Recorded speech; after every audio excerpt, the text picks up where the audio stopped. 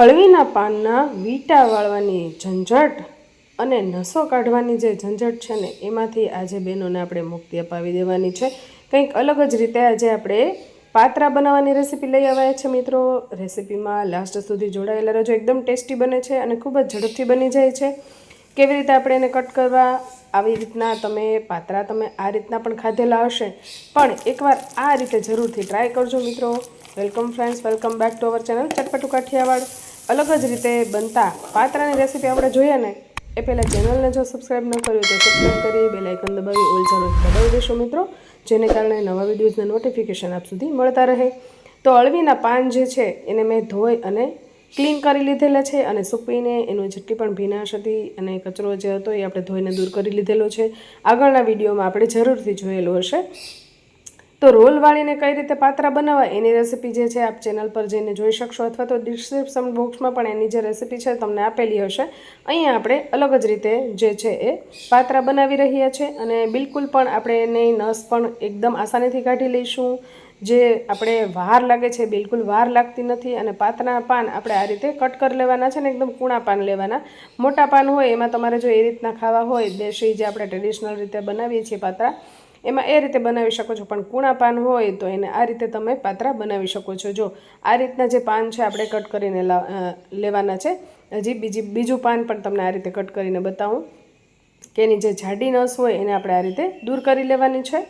અને તરત જ કોઈ પણ વાર નથી લાગતી અને કટ પણ એકદમ ઝડપથી થઈ જાય છે. આ રીતનો રોલ બનાવી લેવાનો છે અને રોલ બનાવીને ફટાફટ આ રીતે કાપી લેવાનું છે. આપણે આ રીતે તમે કાપશો ને એટલે જે પાન જે છે ને એકદમ નૂડલ્સની જેમ કપાશે. એકદમ સરસ રીતે લાંબી લાંબી કતરણીની તૈયાર થઈ જશે. અને ઓલામાં જે આપણે ટ્રેડિશનલ રીતે પાત્રા બનાવીએ છીએ ટેસ્ટ સેમ ટુ સેમ એવો જ આવે છે અને બિલકુલ પણ આપણે કડાકૂટ કરવાની મહેનત કરવાની બહુ જરૂર રહેતી નથી. તો આ રીતે આપણે એને કટ કરી લેવાના છે. ને આ જ રીતે મેં 4 થી 5 પાનને કટ કરીને સાઈડમાં રાખેલા છે. તો આપણે એ બધાય પાન જે છે એ લઈ લેશું. તો આ રીતના તમારે લાંબા ટુકડા ન રાખવા હોય તો આ રીતે વચ્ચે કટ લગાવી દેવાની, કે જેને કારણે ટુકડા છે નાના પણ થઈ શકે છે. તો અહીંયા આપણે જોઈ શકીએ છીએ અળવીના પાન એકદમ સરસ રીતે કટ થઈ ગયેલા છે મિત્રો. રેસીપીમાં લાસ્ટ સુધી જોડાયેલા રહેજો. એકદમ ટેસ્ટી અને ખૂબ જ સરસ એવી રેસીપી બનવાની છે. તો અહીંયા આપણે મીઠું નાખી અને થોડી વાર માટે અળવીના પાનને છે ને રહેવા દેવાના છે, જેનાથી એના પાન જે છે એકદમ સોફ્ટ થઈ જશે. તો અહીંયા આપણે થોડું એવું નમક જે છે એ છાંટીને એને થોડી વાર માટે રહેવા દઈશું. એ જ્યાં સુધી રેસ્ટ થાય ત્યાં સુધીમાં આપણે મસાલો તૈયાર કરી લઈએ. તો આદુ, મરચાં, ધાણા ભાજી, લસણ, જીરું એને આપણે એક મિક્સર જારની અંદર વાટી લેવાના છે. આની પહેલાં આપણે ટ્રેડિશનલ પાત્રાની રેસીપી જે બતાવી હતી એમાં પણ આ જ મસાલો મેં તૈયાર કરેલો હતો. એ જ મસાલો આપણે લેવાનો છે. તો એ જ બાઉલની અંદર હું અહીંયા જે આપણે મીઠું જે નાખેલા અળવીના પાન હતા એ તમે જો સોફ્ટ થઈ ગયા છે એકદમ, એ બાઉલની અંદર આપણે એડ કરી દઈશું. અને એમાં નમક તો આપણે એડ કરેલું છે. તે જ્યારે નમક આપણે એડ કરીએ ત્યારે આપણે ધ્યાન રાખીને નમક એડ કરવાનું છે. તો આપણે પેસ્ટ જે તૈયાર કરેલી હતી મસાલાની એ આમાં એડ કરી દઈશું. આદુ, મરચાં, લસણ, ધાણા અને જીરું. લસણ ન ખાવું હોય તો તમે લસણને સ્કીપ કરી શકો છો મિત્રો. ધાણા, જીરું, હળદર, મરચું ત્રણેય સામગ્રીને સ્વાદ પ્રમાણે તમે લઈ શકો છો. લીલું મરચું તીખું હતું એટલે લાલ મરચું થોડુંક ઓછા પ્રમાણમાં લીધેલું છે. આંબલીનું પાણી લઈ લેશું અને આંબલીનું પાણી આપણે એડ કરેલું છે એટલે ખટાશને બેલેન્સ કરવા માટે થોડો એવો ગોળ એડ કરી દઈશું.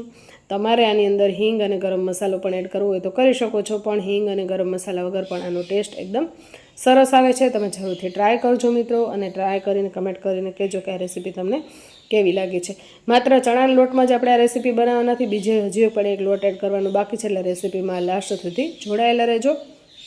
તો એક પણ રેસીપીનો જે સ્ટેપ છે એ બિલકુલ પણ ચૂકાઈ ન જવાય. તો અહીંયા આપણે જોઈ શકીએ છીએ બધી જ સામગ્રી સારી રીતે આપણે મિક્સ થઈ ગઈ છે. અને નૂડલ્સની જેમ જ જે છે એ પાન જે થઈ ગયા હોય છે એટલે મસાલો એકદમ વ્યવસ્થિત રીતે હાથેથી મસળીને જ આપણે ભેગો કરવાનો છે. તો અહીંયા ચણાનો લોટ આપણે એડ કરીશું ને એટલે પાણીનો ભાગ જેટલો પણ હશે ને બધો જ શોષાઈ જશે. એટલે આપણે થોડી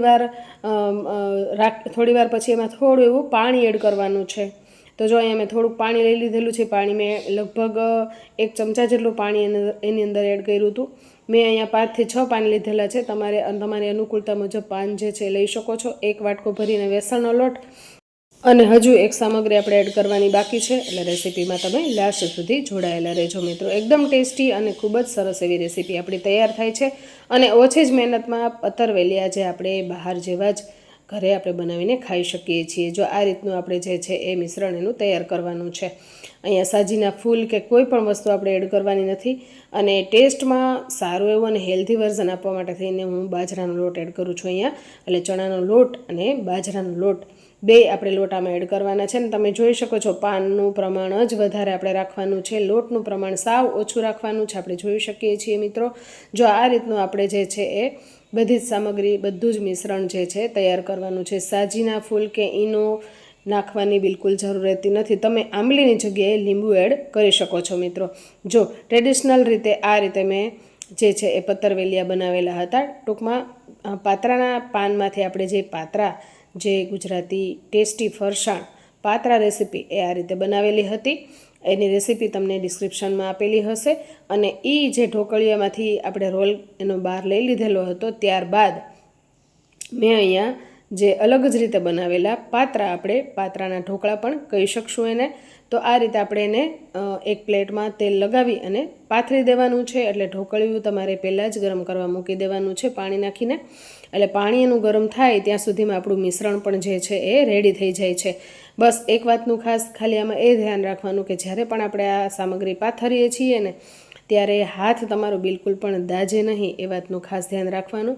અને આ રીતે આપણે થેપીને એડ કરી દેવાનું છે મિત્રો. આમાં સાજીના ફૂલ પણ કે ઈનો કાંઈ પણ આપણે નાખ્યું નથી હોતું ને, તો પણ અળવીના પાનને લીધે જ આ જે રેસીપી છે ને એના ટૂંકમાં જે એના પાત્રા છે ને એકદમ સરસ રીતે સોફ્ટ બનતા હોય છે. તો આ રીતે તમે જરૂરથી ટ્રાય કરજો. દેખાવમાં સરસ અને ટેસ્ટમાં સારો એવો વધારો થાય એ માટે થઈને થોડા એવા સફેદ તલ સ્પ્રિંકલ કરી દઈશું. અને આપણે એને ઢાંકી અને મિનિમમ 5 થી 10 મિનિટ માટે થઈને આપણે એને ચડવા દઈશું. અને 5 થી 10 મિનિટ થઈ જાય એટલે આપણે એને નીચે ઉતારી લઈશું ઢોકળિયાને.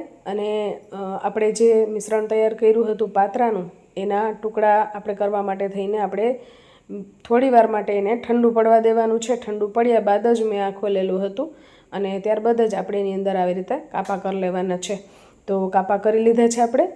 અને કાપા કરીને આપણે જોઈ શકશું કે સરસ રીતે નીચેથી ઉથલી જાય એટલે સમજી જવાનું કે આપણા પાત્રા સરસ રીતે રેડી થઈ ગયા છે. જો બિલકુલ પણ નીચે ચોંટ્યા નથી અને એકદમ પરફેક્ટ એવા આપણા પાત્રા તૈયાર થઈ ગયા છે. તો અલગ રીતે બનતા આ પાત્રાની રેસીપી તમને કેવી લાગી છે મિત્રો, કમેન્ટ કરીને જરૂરથી કહેજો. ને આમ જ આ જે પાત્રા છે ને એકદમ સરસ લાગે છે, પણ તો પણ એના ટેસ્ટમાં હજુ પણ વધારો કરવા માટે થઈને થોડો એવો જો વઘાર કર્યો હોય ને તો એકદમ સરસ લાગે છે.